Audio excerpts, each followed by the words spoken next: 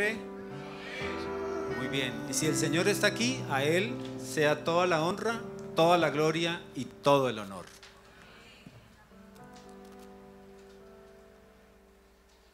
Estuve esta mañana con temor y temblor, pero aquí estamos. El Señor es el que nos capacita y Él es el que quiere que estemos acá dando este mensaje para toda la iglesia. Eric Henry Liddell nació en China el 16 de enero de 1902, donde sus padres, que eran escoceses, trabajaban como misioneros para la Sociedad Misionera de Londres. Murió como misionero también en China el 21 de febrero de 1945. Desde muy joven demostró grandes aptitudes para el deporte, sobre todo en el rugby y en las pruebas atléticas de velocidad. En 1923 se proclamó campeón británico de 100 y 200 yardas.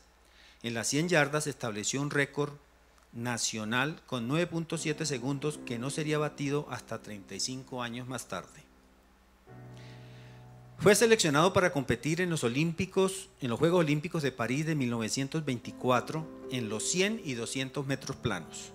Decidió no correr la prueba de los 100 metros, su mejor prueba, al enterarse en el último momento que las eliminatorias se celebrarían un domingo y competir en domingo era algo que iba en contra de sus creencias religiosas. Y el domingo para él lo dedicaba a Dios. Decisión que fue criticada duramente por la delegación escocesa. Sin embargo, uno de los corredores de 400 metros planos tuvo un inconveniente y decidieron seleccionar a Liddell para que lo reemplazara, aunque esta no era la prueba que lo favorecía. En el primer evento, los 200 metros, Liddell consiguió la medalla de bronce con una marca de 21.9 segundos por detrás de los estadounidenses Jackson Schultz y Charlie Paddock. Pero llegó su gran momento. Llegaría en los 400 metros, donde lograría una victoria completamente inesperada con 47.6 segundos, que fue además récord olímpico. Eric Liddell no corrió los 100 metros en donde él era especialista porque las eliminatorias eran en domingo. Él decidió estar en la iglesia. Pero el Señor lo honra después y le da el premio de la medalla de oro y el récord olímpico en una prueba en la que él no era especialista. El Señor es así. Cuando tú o yo hemos dedicado un rato del domingo para venir aquí a su presencia, Él nos honra, porque Él honra a los que le honran. Así es el Señor. Vayamos entonces a Génesis 1, 26, 27. El tema de hoy, el pecado y sus efectos. Creo que todos aquí hemos pecado en algún momento, ¿sí o no? Yo recuerdo que cuando estaba muy niño por ahí, mi papá tenía una alcancía donde guardaba las monedas de 50, unas monedas grandotas así. Y se le desaparecían de vez en cuando. Nosotros íbamos por ahí y las sacábamos para comprar helados.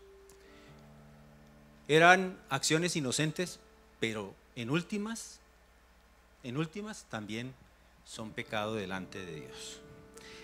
Génesis 1:26. Entonces dijo Dios: hagamos al hombre a nuestra imagen, conforme a nuestra semejanza, y señoree en los peces del mar, en las aves de los cielos, en las bestias, en toda la tierra y en todo animal que se arrastra sobre la tierra.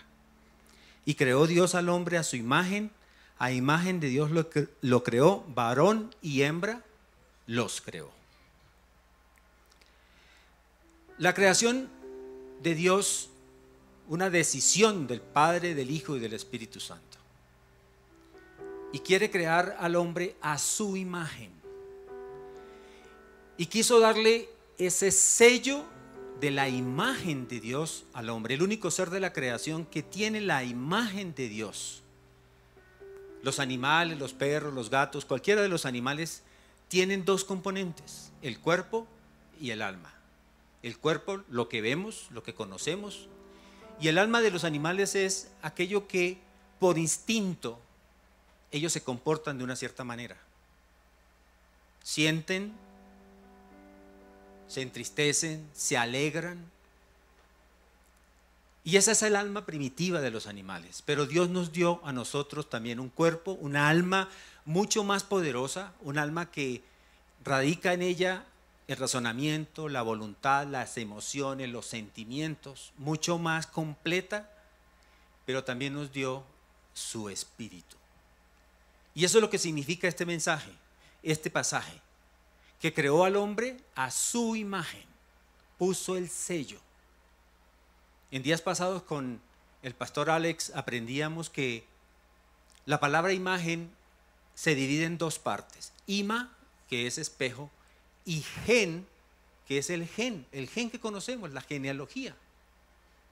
O sea, el Señor colocó ese sello en nosotros, pero también nos pide una segunda cosa, y esa segunda parte es actuar conforme a su semejanza. Es decir, Él nos creó separados para Él y espera de nosotros que nos consagremos a Él. Y era lo que quería con Adán desde la creación. Y dio unas características. Esas características las encontramos en el capítulo 4 del libro de Efesios, versículos 23 y 24. El apóstol Pablo allí, en un pasaje que habla de la nueva vida en Cristo, nos está diciendo: y renovaos en el espíritu de vuestra mente, y vestidos del nuevo hombre, creado según Dios en la justicia, en la santidad y en la verdad. 3 regalos que el Señor quiso darnos, porque Él es santo, porque Él es justo y porque Él es verdadero, porque Él conoce la verdad. Y nos imprimió esas 3 cosas también a nosotros como seres humanos.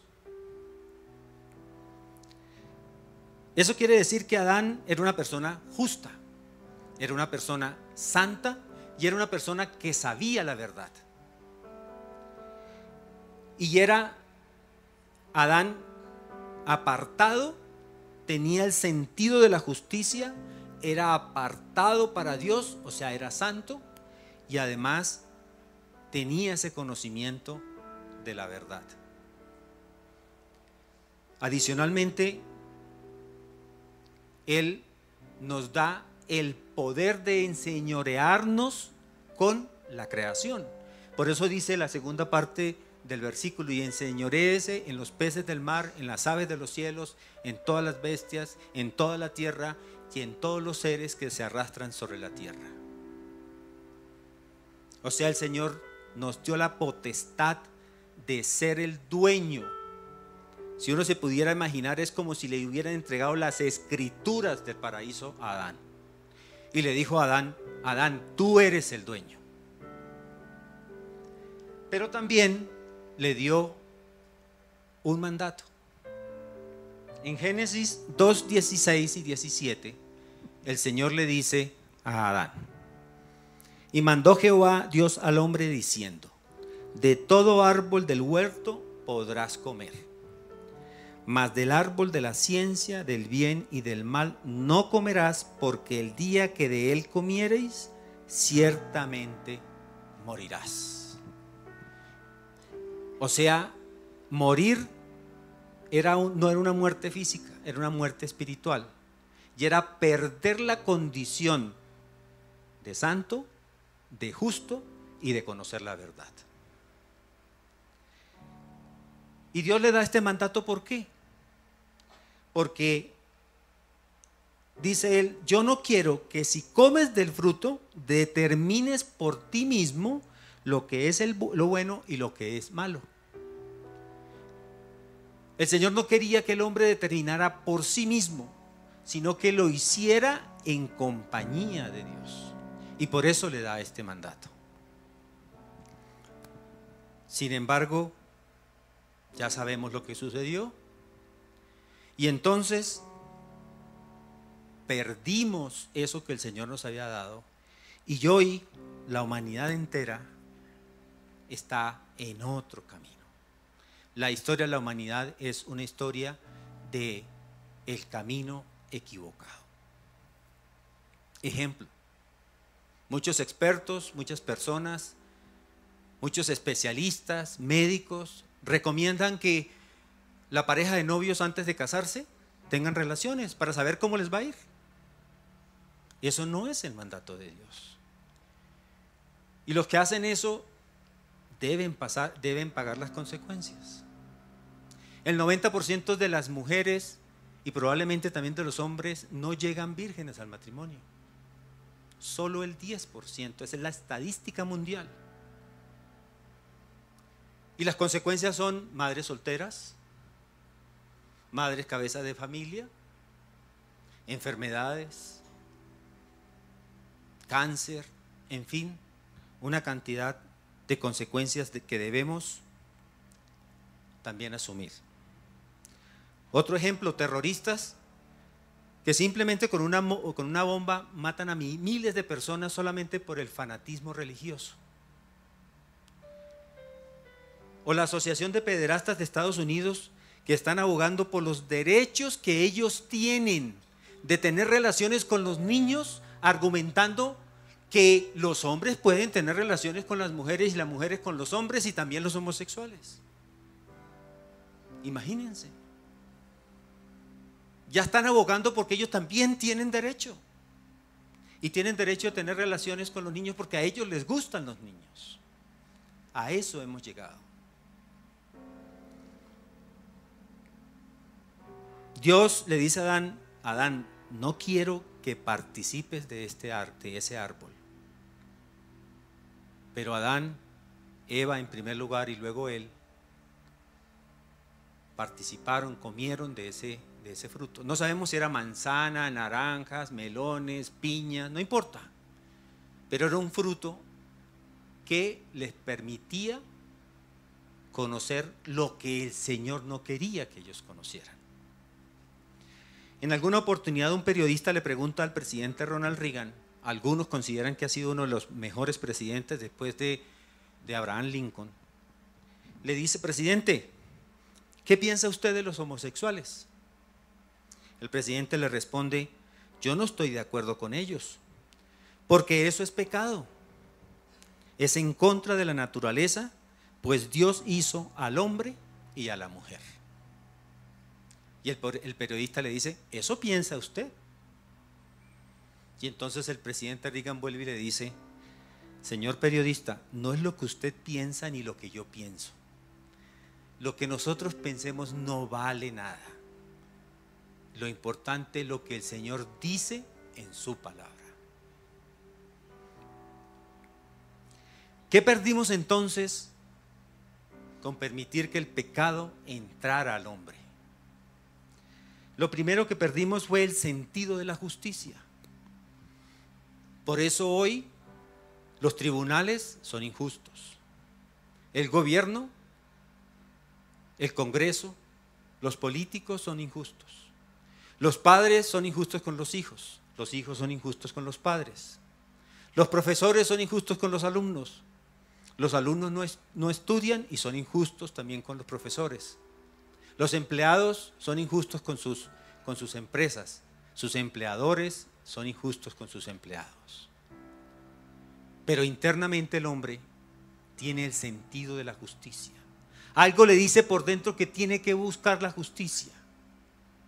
Perdida, pero algo le dice por dentro que hay que buscar la justicia.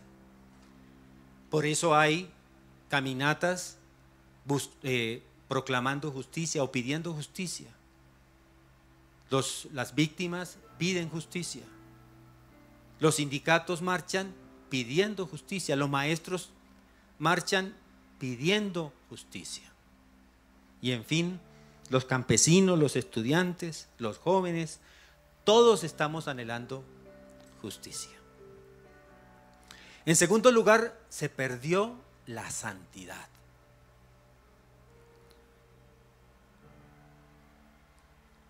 Por eso se inventaron las religiones. Porque el hombre en su interior quiere ser santo, quiere hacer cosas buenas. Miren que los capos de la mafia construyen estadios y escuelas y centros deportivos en los barrios más apartados de las ciudades, porque en su corazón internamente quieren hacer cosas buenas, a pesar de la maldad en la cual están. Perdimos ese sentido de la santidad. Sigmund Freud dice: el hombre ha nacido y es incorregiblemente religioso. Hay 40.000 diferentes denominaciones en el mundo respecto de la religión. Algunos dicen que la santidad se logra con los sacrificios, otros dicen que es invocando a los muertos, otros con las peregrinaciones, en fin. Cada uno está anhelando de alguna manera buscar la santidad también perdida. Y en tercer lugar, se perdió la verdad. Se perdió la verdad. ¿Sabían ustedes que de alguna manera todos y cada uno de nosotros somos filósofos? Filosofía es filos, amor; sofía, conocimiento, ciencia. Amamos el conocimiento, amamos la sabiduría. Y por ese amor interno que tenemos, intentamos siempre amar lo que hacemos. Los hombres exitosos aman el éxito. Los adúlteros aman el adulterio. Los que roban aman robar. Los alcohólicos aman el alcoholismo. Y así, infinidad de situaciones. Pero la Biblia dice que la verdad solo está en una persona, en el Señor Jesucristo. En Colosenses capítulo 2, versículo 10, dice la Biblia que en Cristo están escondidos todos los tesoros de la sabiduría y del conocimiento. Y en 1 Corintios 2:16 dice también que nosotros tenemos la mente de Cristo. Es el único y el verdadero referente. San Agustín de Hipona, dijo una vez que Dios tuvo 3 alternativas, 3 opciones cuando fue a hacer la creación. La primera, no crear nada. No tenía necesidad de crear algo. El Padre, el Hijo y el Espíritu Santo son eternos, por lo tanto no necesitan de nadie. Esa era una buena opción. Una segunda opción era crear un mundo en donde no existiera el pecado, donde no se conociera el mal y en donde no pudiera Lucifer hacer algo porque no era posible. Y la tercera opción era crear un mundo como el que creó, en donde el ser humano pueda determinar cuál es el bien y cuál es el mal. Que libremente, con libertad, pudiera escoger uno de los 2 caminos. Y en el inicio él quería que la escogencia fuera, como se lo dijo a Adán, que no comiera del árbol. Era que escogiera, tuviera libertad para escoger el bien, y que de manera individual no lo hiciera. Era lo que el Señor quería. Dios entonces permitió, con su infinita sabiduría, crear un universo como el que creó. En primer lugar, porque no crear nada, no se podría saber si nada es mejor que algo. Y no se podría saber si hubiéramos nacido, habría sido mejor nacer o no nacer. Filosóficamente, esta alternativa no tendría ningún sustento lógico. La segunda alternativa de crear un mundo en el que no existiera el mal, entonces habría creado una serie de robots que repitiéramos todos los días: Señor, yo te amo, Señor, yo te amo, Señor, yo te amo, Señor, yo te amo. Pero él decidió optar por la tercera alternativa: crear un mundo en donde el hombre libremente pudiera determinar amarlo, conocerlo y servirle. Esa fue la decisión de Dios. Y en esa libertad siempre se espera que tengamos dos caminos para escoger: el bien o el mal. Ya somos conscientes del bien y del mal. El Señor espera de nosotros que escojamos el bien. Con libertad determinemos siempre el camino del bien. No como en algunos países, por ejemplo, que hay elecciones y hay un solo candidato. No hay elección. O si hay dos candidatos, el otro es del mismo partido. Tampoco hay elección. Cuando compramos un vehículo, después de tener también la licencia para conducir, salimos libremente y podemos conducir por donde queramos. Pero hay unas reglas, hay unas leyes de tránsito que tengo que respetar. Yo no puedo manejar y conducir por donde quiera, como quiera. No, tengo que estar supeditado a las reglas de tránsito. Hacer los pares, los cruces correctos, a la izquierda, a la derecha, parar cuando tengo que parar, respetar el semáforo. Yo no soy libre de hacer lo que quiera cuando estoy manejando. Soy libre de hacerlo bien. Porque si no, entonces no sería libertad, sino sería libertinaje.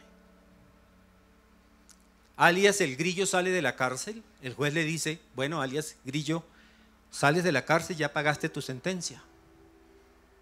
Entonces el Grillo dice: uy, gracias a Dios, tengo ahora libertad para hacer lo que yo quiera. Y el juez le dice: no, un momentico, no tienes libertad para hacer lo que quieras. Tienes libertad para hacer el bien, porque si no haces el bien y haces el mal, entonces entras en libertinaje y probablemente tienes que regresar a la cárcel. Entonces llegamos a un punto en donde hemos perdido, o el hombre perdió, el sentido de la justicia, de la santidad y de la verdad. Vemos en el capítulo 3 de Génesis que nos habla, básicamente, que nos habla de la caída. En el Génesis 3:7, y vamos a enumerar cuáles son los 4 resultados de la independencia del ser humano. El primer resultado es el siguiente: entonces fueron abiertos los ojos de ambos. ¿De quiénes? De Adán y de Eva. ¿Sería que eran ciegos? No. Los ojos espirituales, y empezaron a conocer el bien y el mal. Fueron abiertos los ojos. O sea que lo primero que ocurre es que el hombre tiene conciencia del mal. Dios quería que en la creación fuéramos inocentes, no conociéramos el mal y no determináramos escogerlo, mucho menos. Dios quería que nos consagráramos y nos separáramos a Él, y que también actuáramos conforme a su semejanza. Cuando Él nos crea a su imagen, somos separados para Dios. Pero cuando Él espera que actuemos conforme a su semejanza, entonces nos debemos consagrar a Él. Y fue lo que Adán no quiso hacer. Entonces fueron abiertos los ojos de la existencia del mal. Ya podían ver que existe el mal. El mal no entró al mundo con el pecado de Adán y Eva. El pecado y el mal ya estaban en el mundo. ¿Por qué? Porque ya Satanás había pecado. Ya Satanás era pecador. Ya Satanás era el príncipe de la maldad. Y Dios, conociendo eso, no quería que determináramos nosotros, independientemente de Dios, lo que quisiéramos, sino que Él quería que en su compañía, bajo su dirección, conforme a sus preceptos, escogiéramos siempre el bien. Los niños antes de los 5 años, un niño de 2, de 3 años, lo ponemos al lado de los excrementos y empiezan hasta a jugar con él. Y hasta se lo comen. Los padres, los que tenemos hijos, sabemos eso. O están un niño y una niña desnudos de 2 o 3 años en la tina y ellos no se tapan. Juegan felizmente, se echan agua y disfrutan. Pero después de los 5 o 6 años, en las mismas situaciones se comportan de manera diferente. Y esa es una evidencia de lo que estamos hablando. La conciencia, empiezan ellos a ser conscientes, no inocentes. Por eso el Señor nos dijo: dejad que los niños vengan a mí, porque de ellos es el reino de los cielos. El Señor quería que nosotros fuéramos como niños, inocentes, y que no conociéramos ese camino que Él sabía que ya existía. Lo segundo que ocurre en esa conciencia de la maldad, en el mismo versículo, y dice: y conocieron que estaban desnudos, entonces cosieron hojas de higuera y se hicieron delantales. El pecado, lo que inmediatamente afecta es la sexualidad. ¿Y por qué? Porque mediante la sexualidad es que se transmite el pecado. Cuando hay la concepción de un nuevo bebé, ahí ya va el pecado, la naturaleza pecaminosa. Por eso el Señor Jesús no podía nacer de María y de José, porque si hubiera sido así, el Señor habría nacido con pecado. En 1860 Gregorio Mendel descubrió las leyes de la herencia y se determinó, y ya el hombre conoció, que la herencia se transmite por los cromosomas del padre.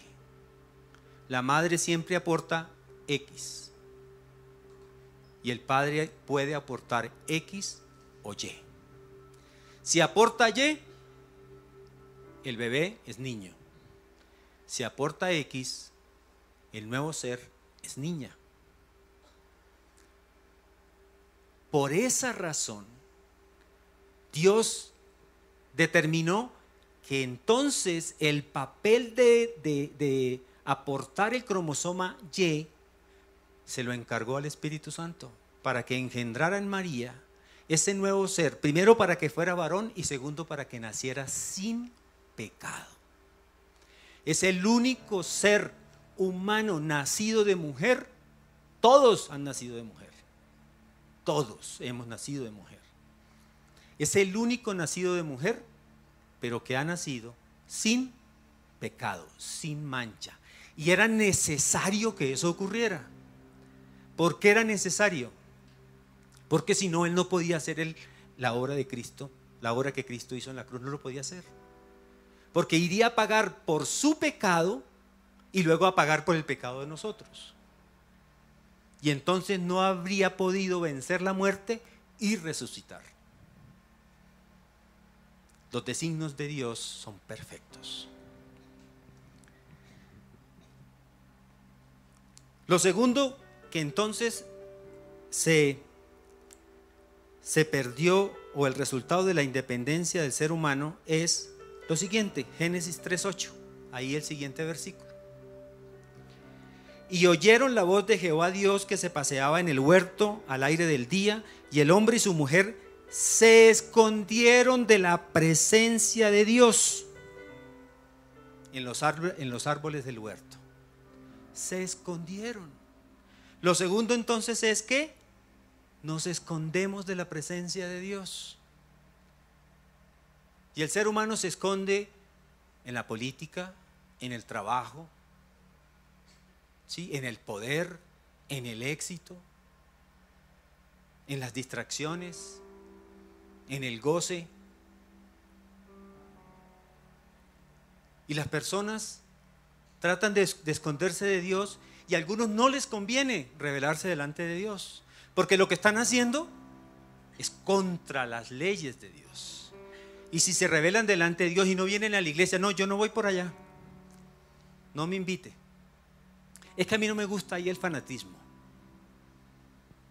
No quieren evidenciarse delante de Dios porque lo que están haciendo estaría revelado delante de Dios, y están muy cómodos con lo que están haciendo.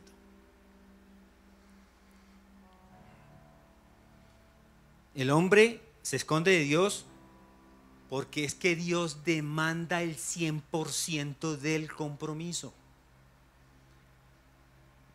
Y a veces no queremos dar el 100% de nuestro compromiso. El domingo, no, que vamos a ir el domingo. Mejor me quedo viendo un partido, o mejor me quedo durmiendo un rato más. Es que estoy cansado. Y nos vivimos escondiendo de Dios. Lo tercero, Génesis 3:10.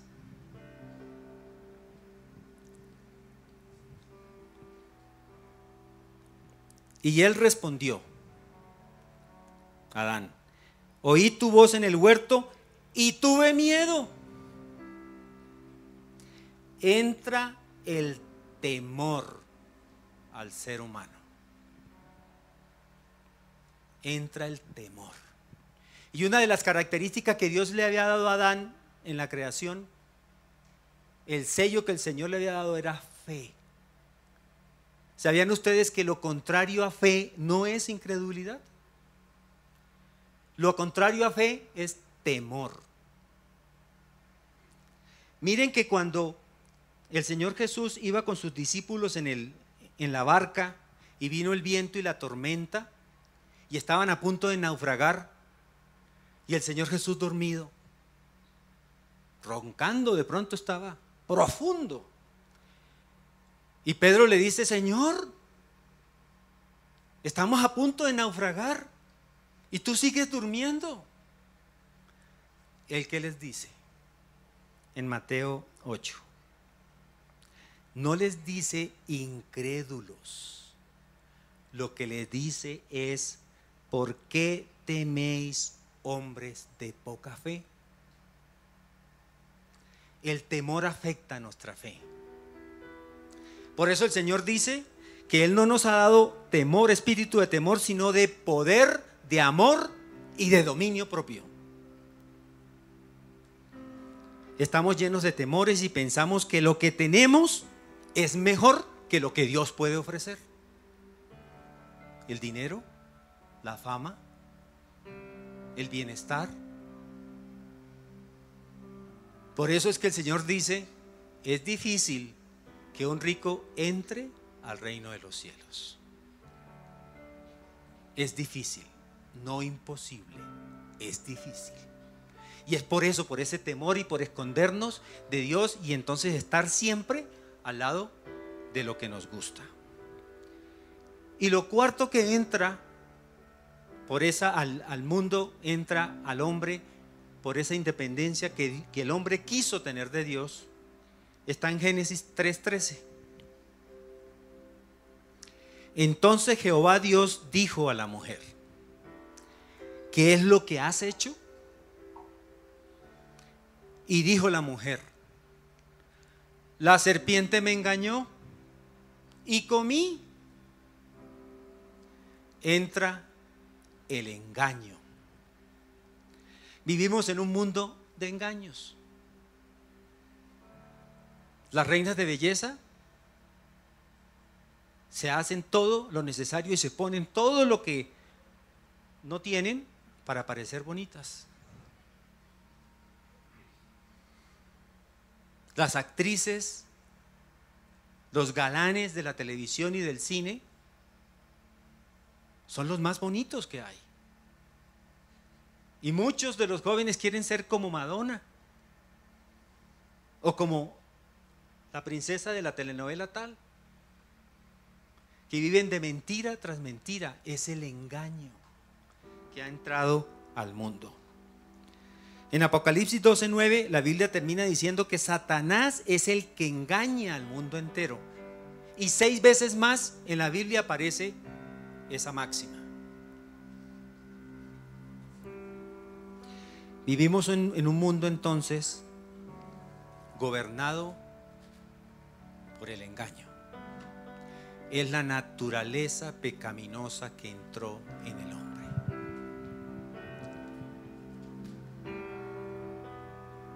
Por último, en Génesis 3:17,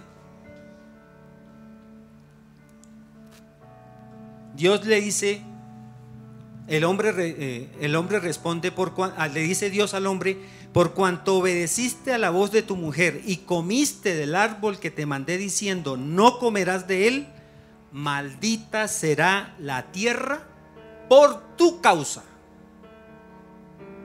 ¿Dios estaba maldiciendo la tierra? ¿No? ¿Quién fue el que propició la maldición? Satanás, cuando engañó a Eva, cuando le dio a comer a Adán, y el pecado entró y la tierra es maldita. Y eso es lo que se conoce teológicamente como el ambiente pecaminoso, que lo vemos aquí en la gráfica, en este punto. Satanás también quiere al hombre separado y quiere que se consagre, porque Satanás no hace sino imitar todo lo de Dios. Sin embargo, nosotros sabemos que hubo alguien que hizo la obra en la cruz y pagó por todos aquellos que creamos en Él y que le hayamos recibido como nuestro Señor y Salvador. La condición entonces es ya de justicia, de verdad, de santidad, de fe, de conciencia, de seguridad. Porque el estar con Cristo, ya Él nos deja conocer la verdad. Venid a mí, los que estéis cansados. Yo soy la verdad, dice el Señor. Y aunque ya estamos sin pecado, aún tenemos la naturaleza pecaminosa y vivimos en un ambiente pecaminoso. Sin embargo, por la obra de Cristo en la cruz, ya estamos en una condición distinta. Ya no somos esclavos del pecado, no somos esclavos del temor. Somos hijos de Dios. Los que quieran seguir por este camino, en el futuro van a estar en el cielo. Porque la Biblia dice en Apocalipsis: el que venciere heredará todas las cosas y yo seré su Dios y él será mi hijo. Los que no seguirán por el otro camino y entonces llegarán al infierno, a la condenación eterna. Porque la Biblia también dice: el que no se halló inscrito en el libro de la vida fue lanzado al lago de fuego. ¿Qué nos queda entonces como hijos de Dios? Lo que el apóstol Pablo nos pide en Romanos 12, versículo 1 y 2. En Romanos 12, 1 y 2. Así que, hermanos, os ruego por las misericordias de Dios que presentéis vuestros cuerpos en sacrificio vivo, santo, agradable a Dios. Miren que el apóstol Pablo no nos dice les mando. Él dice os ruego, porque el Señor quiere que nosotros tomemos la decisión. No quiere invadir la característica que nos dio de libre albedrío. Él quiere que nosotros decidamos presentarnos en cuerpo, en sacrificio vivo, agradable a Dios. Presentar nuestro cuerpo. Lo segundo que nos dice es nuestra mente. No os conforméis a este siglo, sino transformaos por medio de la renovación de vuestro entendimiento. Que cambiemos la manera de pensar, que cambiemos cómo es que nosotros imaginamos, cómo es que creemos, cómo es que hacemos las cosas. Que cambiemos nuestra manera de pensar, que no nos conformemos con el mundo en donde estamos. Y lo tercero es nuestra voluntad, para que comprobéis cuál sea la buena voluntad de Dios, agradable y perfecta. Y la pregunta es, ¿por qué el Señor nos dice eso?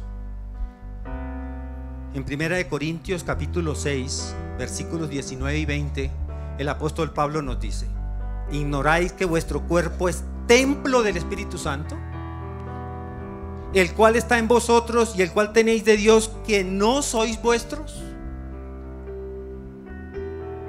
El día que nos presentemos delante de Dios, ni siquiera la ropa interior que tenemos, nos la vamos a llevar. Ni siquiera. Mucho menos cualquier otra cosa.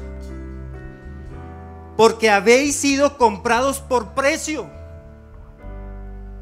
Es el precio del Señor en la cruz, que fue un precio grande. Fue el sacrificio perfecto del Señor en la cruz por todos y cada uno de nosotros. La Biblia dice que todo lo que Él redime hace parte de Él, es propiedad de Dios. Por eso que el apóstol Pablo nos dice ahí que nosotros no somos de nosotros mismos, somos de Dios.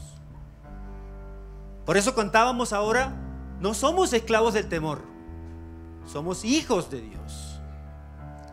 Y el Señor, así como en el principio, cuando nos dijo: creado a la imagen, separado para Dios, y quiero que tú actúes conforme a tu semejanza, consagrado para Dios, hoy quiere también lo mismo. ¿Ya recibimos al Señor Jesús? Sí, estamos separados para Dios, pero nos pide que nos consagremos a Dios, en mente, en cuerpo y en voluntad, porque Él ha pagado el precio. Esta guitarra que tenemos aquí, estos instrumentos que hay aquí, la iglesia pagó por ellos.